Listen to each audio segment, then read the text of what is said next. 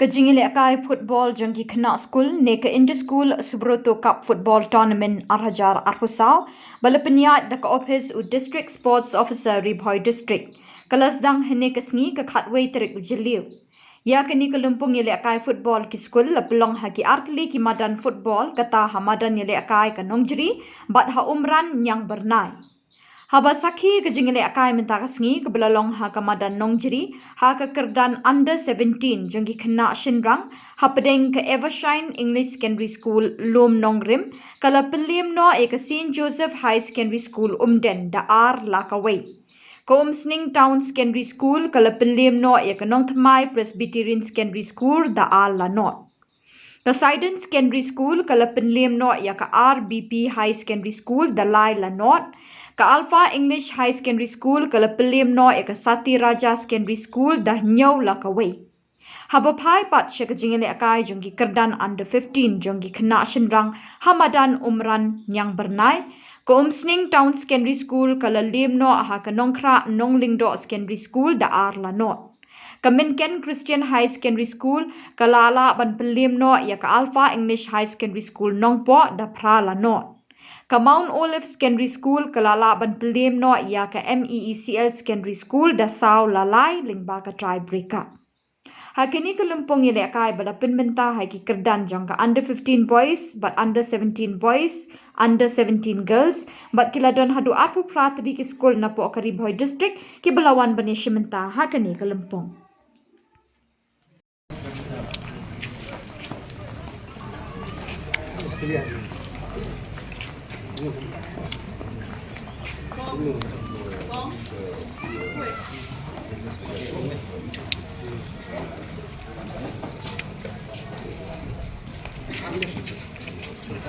Baik dengan tak mah.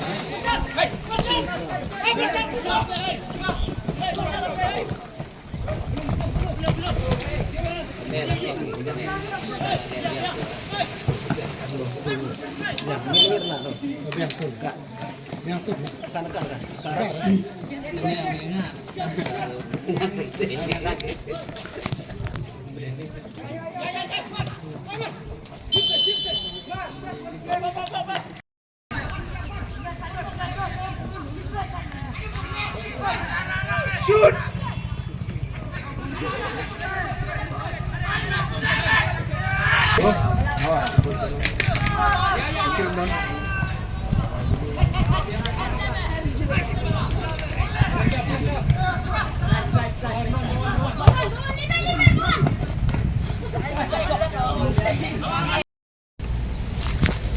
Nga nakaliang juga district sports office tiap pergi ke district level inter school Subutu Cup 2024 kelas tang tang sini buat ni semua kemen bah nilai mereka di atlet medan tadi henong juri pada umran yang bernai berkewe ke standby ground la shubu kali mau lain makan di hajuk por kemen bah kini ki school di bawah cimenta medoki under 17 boys and teens under 17 girls, under 15 boys. Bapak hadu Art League School, buat South League team, kila benih nak kai bah, kini ke district level, buat bikin mi pau bah, kini ke tournament, bakal makin yang mikmat buat secara state level ke Longshan, kau ni benai dengan kau benai Julai. Di haju upor na